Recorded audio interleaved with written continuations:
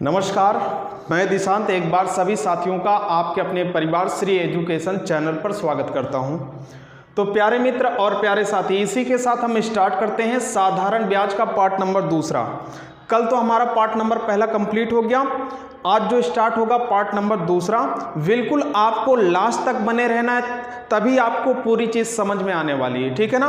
बीच में आपको आधा अधूरा छोड़ के नहीं जाना है। तो इसी के साथ हम स्टार्ट करते हैं और आपको एक विशेष जानकारी दे दिया जाए कि आप प्ले स्टोर से एप्लीकेशन को जरूर डाउनलोड करें, श्री एजुकेशन एप्लीकेशन को, ठीक है। और साथ में सब्सक्राइब भी करते चलें, ठीक है।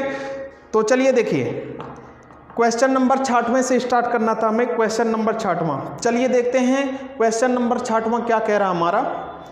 देखिए क्वेश्चन नंबर 66 भैया इसमें क्या कह रहा है कि 400 रुपये पर 5% की दर पर 5 वर्ष के लिए साधारण ब्याज पर निवेश की गई मिश्र धन ज्ञात कीजिए।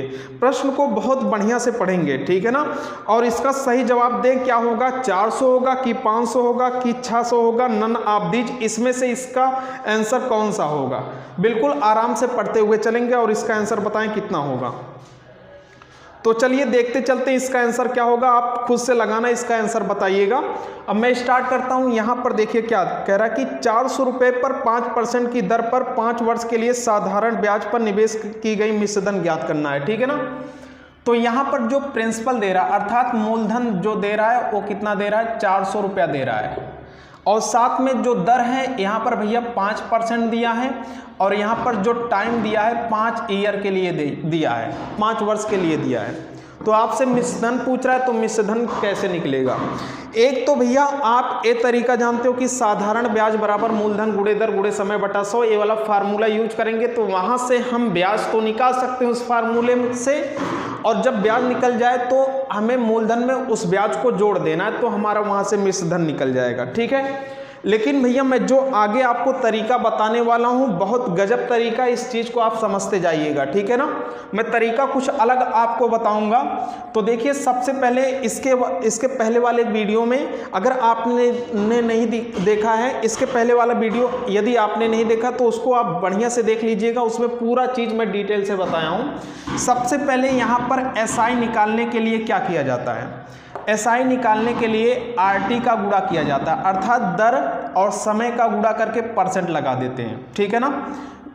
तो यहाँ पर एसआई मतलब ब्याज निकालने के लिए, जब यहाँ पर हम ब्याज निकालेंगे कैसे, आर की वैल्यू भैया कितना है 5 हो गया, और टाइम कितना दिया है 5 वर्ष दिया था, और यहाँ पर परसेंट लगा देना। जो एसआई बराबर आपका निकल के आएगा सिंपल इंटरेस्ट, अर्थात साधारण ब्याज जो आपका निकल के आएगा पंचम 25% आ गया, ठीक है। आपका जो ब्याज आ गया कितना आ गया, 25% आ गया। अब यहाँ से मेरी बात समझना, ब्याज तो आ गया है लेकिन आपको क्या ज्ञात करना है, मिश्र धन ज्ञात करना है। मिश्र धन ज्ञात करने के लिए क्या करेंगे, अमाउंट निकालने के लिए क्या किया जाता है, मूलधन प्लस ब्याज होता है। तो यहाँ पर मूलधन हमने आपको बताया था 100% और ब्याज मतलब एसआई, ठीक है ना। ये आपका मिश्र धन निकालने के लिए फार्मूला है। तो यहाँ से आप निकालोगे क्या हो जाएगा, अमाउंट बराबर यहाँ पर 100% भैया लिख देना, और प्लस जो एसआई आपका कितना आ गया है 25%। जब यहाँ पर करोगे अमाउंट जो आपका निकल के आएगा 100% और 25% 125%, ठीक है। अमाउंट मतलब इतना चीज आप समझ रहे हो, अमाउंट मतलब क्या होता है, मिश्र धन। और इस प्रश्न में आपसे कह रहा था कि मिश्र धन निकालने के लिए, तो 125% आ गया। यहीं से हम स्टार्ट करेंगे कि मूलधन को 100% मानेंगे, ठीक है ना। तो मूलधन को 100% मानेंगे, 100% बराबर जो मूलधन दिया गया है कितना, 400 दिया है, बिल्कुल आराम से समझते चलेंगे। 100% बराबर 400, तो 1% बराबर आपका कितना हो जाएगा, 400 बटा कितना हो गया, 100 हो गया। तो यहाँ से आपको अमाउंट निकालना है, कितना परसेंट बराबर निकाल लेना, 125%। अगर ब्याज कहता तो 25% बराबर निकालते हैं, अगर मिश्र धन कह रहा है तो 125% बराबर निकालेंगे। तो 125% बराबर आपका भैया आ जाएगा 125, और गुणे कितना 400 और बटा कितना हो जाएगा, 100 हो जाएगा। यहाँ से इसको काटोगे, 125 में जब 4 से गुणा करोगे तो 5 चौक 20 का 0, 2 हो गया, 4 दूनी 8, 2 10 का 0, 1 बचा, 4 1 के 4, और कितना हो गया 5, ठीक है। 125% आपका क्या था, अमाउंट था, और मिश्र धन आपका करेक्ट निकल के आएगा, ठीक है ना। तरीके को ध्यान से समझना, ठीक है ना, ध्यान से तरीकों को सीखते जाना, और बहुत आसान तरीका है, ठीक है ना, इसमें फार्मूले का प्रयोग नहीं करेंगे, ठीक है ना। तो चलते हैं इसी के साथ अगले वाले प्रश्न पे, प्रश्न नंबर 7वां। आइए प्रश्न नंबर 7वें पे चलते हैं, बिल्कुल लास्ट तक जुड़े रहना आपको। प्रश्न नंबर 7वां, चलिए देखिए प्रश्न नंबर 7वां क्या कह रहा है, ध्यान से पढ़ेंगे प्रश्नों को। कह रहा है कि कोई धनराशि 7 सही 1/2 वर्षों में राशि का दोगुना हो जाए तो प्रतिशत दर ज्ञात करना है, ठीक है ना, प्रतिशत दर ज्ञात करना है। इस प्रश्न का आंसर बताते रहें, और बढ़िया प्रश्न दिया गया है, ठीक है ना, इसको लगा के बताएं इसका आंसर क्या होगा।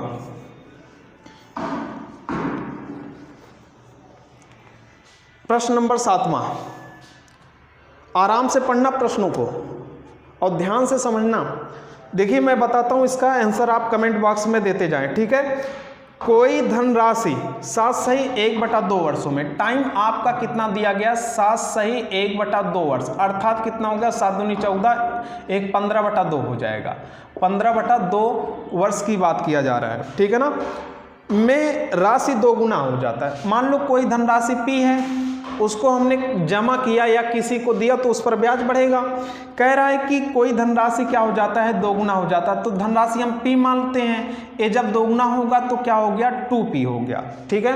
कोई धनराशि दोगुना कब होगा, जब धनराशि हम मानेंगे, तो हमने माना भैया धनराशि क्या है P, दोगुना होगा तो 2P हो गया, ठीक है। प्रतिशत दर बताना, इसमें प्रतिशत दर क्या होगा, ठीक है। ऑप्शन भैया आपका 13 सही 1/3%, 12%, 14% आप देश दे रहा है।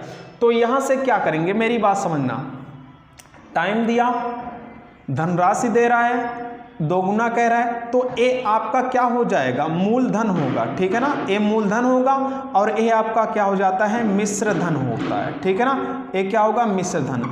अब मेरी बात समझना, यहां से आप ब्याज निकाल सकते हो, ठीक है ना, अर्थात ब्याज क्या हो जाएगा, एसआई, एसआई मतलब ब्याज निकालोगे तो क्या हो जाएगा, मिश्र धन में से मूलधन घटाया जाता है, तो 2P माइनस P आपका भैया जो आ जाएगा P, ठीक है। जो एसआई निकल के आएगा वो कितना हो जाएगा, P हो जाएगा, ठीक है। तो यहीं से साधारणता जो प्रश्न, जो हम फार्मूला जानते हैं, साधारण ब्याज बराबर मूलधन गुणे दर गुणे समय, वो इसी को यहीं पर लागू कर देते हैं। एसआई बराबर क्या होता है, एसआई अर्थात साधारण ब्याज बराबर मूलधन गुणे दर गुणे समय बटा 100 होता है ना, इसी का प्रयोग करेंगे। तो यहाँ पर मेरी बात समझना, ब्याज कितना निकल के आ गया है, P, साधारण ब्याज P हो गया, और मूलधन कितना था, P, और दर बताना है, और साथ में टाइम आपका कितना दिया गया है, 15/2, अर्थात आप 15/2 लिखोगे, और बटा कितना हो जाएगा, 100।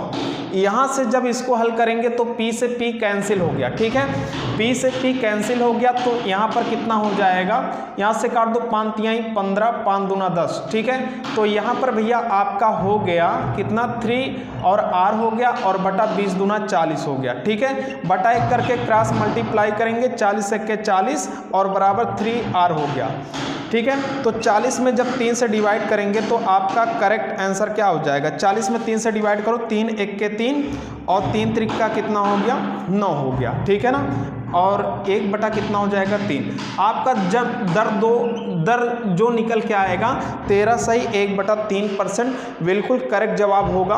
ऑप्शन नंबर ए वाला आपका बिल्कुल सही जवाब होगा, ठीक है, ऑप्शन नंबर ए वाला आपका बिल्कुल सही जवाब होगा। चलिए मेहनत करते रहिए। इसी के साथ प्रश्न नंबर 8वें पे चलते हैं। प्रश्न नंबर 8वां क्या दे रहा है, इसको ध्यान से पढ़िएगा, ठीक है। प्रश्न नंबर 8वां देखें, आपका क्या कह रहा है, कोई धन 4 सालों में 5/4 गुना हो जाता है, तो ब्याज की दर बताना। इसमें ब्याज की दर आपको बताना है कि ब्याज की दर क्या होगा, ठीक है, बताते जाएं। प्रश्न नंबर 8वां, कोई धन 4 सालों में 5/4 गुना हो जाता है, तो ब्याज की दर, टाइम दिया है यहाँ पर आपका 4 वर्ष दिया है, ठीक है, 4 वर्ष दिया है, और कितना गुना हो जाता है, 5/4 गुना हो जाता है। यहाँ से समझना मेन चीज यहाँ पर है, कोई धनराशि है 4 सालों में 5/4 गुना हो जाता है, अर्थात मूलधन आपका कितना था, मूलधन कितना था, मूलधन आपका 4 था, ये बढ़ के कितना हो गया 5, अर्थात बढ़ा कितना, ये 5 हो गया, तो ये आपका कितना हो जाएगा, ये क्या हो जाएगा, मिश्रधन। ठीक है ना। देखो यहाँ पर मूलधन 4 है और जब बढ़ेगा तो ये कितना हो जाएगा 5, तो यहाँ से आप ब्याज निकालोगे, जो SI निकल के आएगा ब्याज, ब्याज कितना निकल के आएगा, मिश्रधन में से मूलधन घटाओगे, ब्याज आपका 1 हो गया। ठीक है ना। तो यहाँ से ब्याज आपका 1 हो गया, तो यहाँ से आपको ब्याज का दर बताना है, दर क्या होगा, तो यहीं से साधारण, वही साधारण ब्याज बराबर मूलधन गुणे दर गुणे समय, वही फार्मूला यूज कर देना। तो साधारण ब्याज कितना है, 1 है, साधारण ब्याज बराबर मूलधन कितना है, 4 है, गुणे दर आपको निकालना है, और टाइम कितना दिया है, 4 दिया है, और बटा कितना हो गया 100। ठीक है, बिल्कुल भैया, यहीं से आप हल कर लीजिएगा, आपका आंसर राइट आएगा। 2 दूना 4 हो गया, और यहाँ पर 50 हो गया, 2 1 के 2, यहाँ पर 25 हो गया। ठीक है, तो यहाँ पर 25 का गुणा 1 में करेगा तो 25 हो गया, और बटा 4 नीचे आएगा, और यहाँ पर R हो जाएगा, दर हो जाएगा। यहाँ पर जब 25 में डिवाइड करोगे तो 4 5 20, 4 6 24। ठीक है, तो यहाँ पर आपका जो निकल के आएगा 4 6 24, और 1 हो गया, और बटा 4। ठीक है, यहाँ पर दर आपका जो निकल के आएगा भैया कितना हो जाएगा, 6 सही 1/4%, बिल्कुल आपका करेक्ट जवाब होगा। ठीक है, 6 सही 1/4% बिल्कुल राइट आंसर होगा। चलिए, ये प्रश्न नंबर आपका 8वां था करेक्ट, इसमें ऑप्शन नंबर ए करेक्ट होगा। अब चलते हैं, प्रश्न नंबर 8वां कंप्लीट हो गया, 9वें पे चलते हैं। आइए प्रश्न नंबर 9वें पे चलते हैं। चलिए देखिए, प्रश्न नंबर 9वां देखिए, प्रश्न नंबर 9वां पढ़ें, ध्यान से पढ़ें।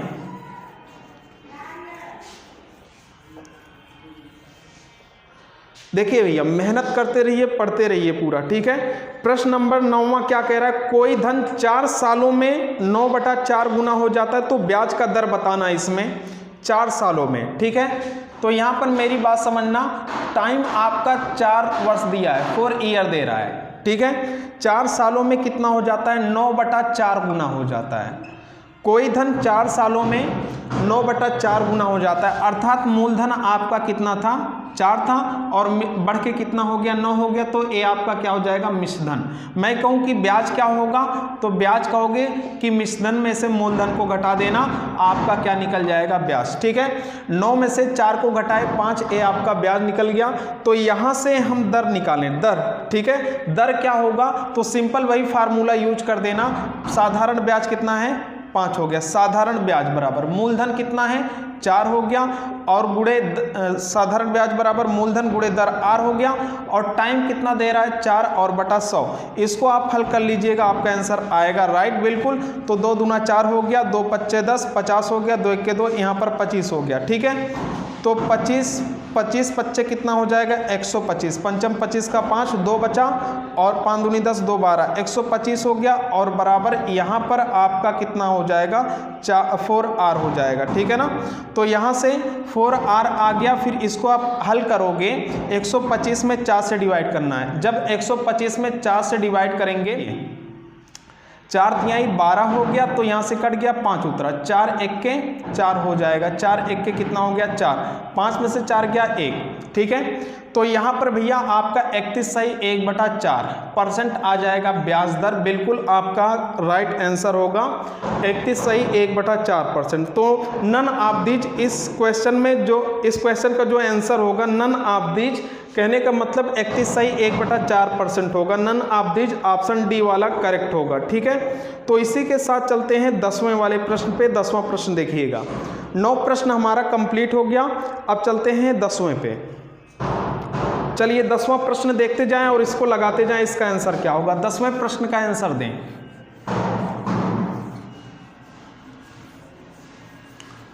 बोलिए 10वां, इसका आंसर क्या होगा। ऑप्शन आपका दे रहा है 5%, 6%, 7%, नन ऑफ दीज। इसमें क्या कह रहा है, यदि एक धनराशि पर 6 सही 1/4 वर्षों में साधारण ब्याज अपने मूलधन का 3/8 भाग हो जाता है, तो वार्षिक ब्याज दर क्या होगा। वार्षिक ब्याज दर आपको बताना है। बोलिए, देखिए यहाँ पर क्या है, यदि एक धनराशि पर, टाइम कितना दिया है, टाइम आपका 6 सही 1/4, अर्थात 6 चौक 24, 1 25, 25/4 वर्ष की बात कर रहा है। ठीक है, अब क्या कह रहा है, वर्षों में साधारण ब्याज मूलधन, साधारण ब्याज अपने मूलधन का 3/8 भाग हो जाता है। ठीक है, साधारण ब्याज अपने मूलधन का 3/8 हो जाता है, अर्थात मूलधन कितना है 8 है, तो ब्याज कितना हो जाता है 3 हो जाता है। ये आपका क्या हो जाता है, ब्याज हो जाता है। ठीक है, तो यहाँ पर वार्षिक ब्याज की दर बताना है कि वार्षिक ब्याज की दर क्या होगा।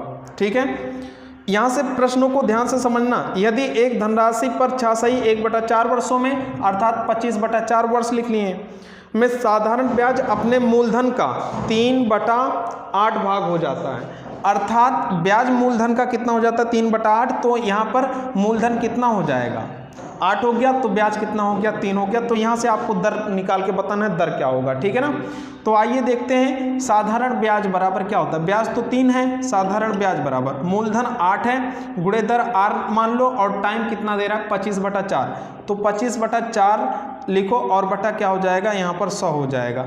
यहाँ से जब इसको हल करोगे आप 4 1 के 4, 4 दूना कितना हो गया 8 हो गया, 2 1 के 2 और 2 5 10 हो गया, 0 हो गया, 25 1 के 25, 25 दूना 50, 3 दूनी कितना हो जाएगा 6। ठीक है, तो भैया आपका यहाँ पर 6 आ जाएगा, जो दर आपका निकल के आएगा, जो दर भैया बिल्कुल आपका करेक्ट जवाब होगा, 6% आपका राइट आंसर होगा। ठीक है, दर आपका 6%, अर्थात ऑप्शन नंबर यहाँ पर 10वां प्रश्न था।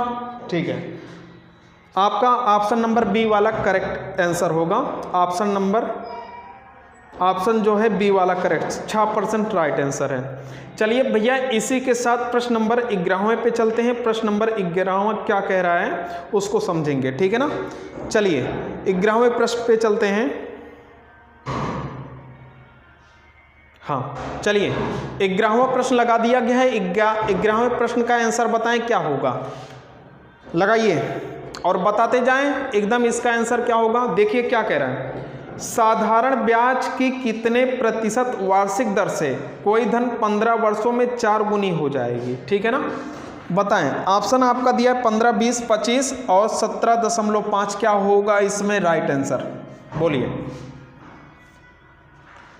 साधारण ब्याज की कितने प्रतिशत वार्षिक ब्याज की दर से, दर बताना है इसमें, कोई धन 15 वर्षों में 4 गुना हो जाता है। ठीक है ना, तो यहाँ पर मेरी बात समझना, धन क्या मानना P मान लेना, मूलधन क्या मानोगे P मानेंगे, और कितना गुना हो जा रहा है 4 गुना हो जा रहा है, अर्थात 4P हो जा रहा है। कितने वर्षों में 15 वर्षों में, 15 वर्षों की बात कर रहा है कि 15 वर्ष में इतना हो जा रहा है। ठीक है, तो यहाँ पर भैया ब्याज की दर आपको बताना है कि ब्याज की दर क्या होगा। तो यहाँ से सीधा आप ब्याज निकालोगे, आपका SI जो निकल के आएगा ब्याज, 4P में से P घटाओगे कितना हो जाएगा, अर्थात मिश्रधन में से मूलधन घटाओगे आपका 3P, ये आपका ब्याज निकल के आएगा।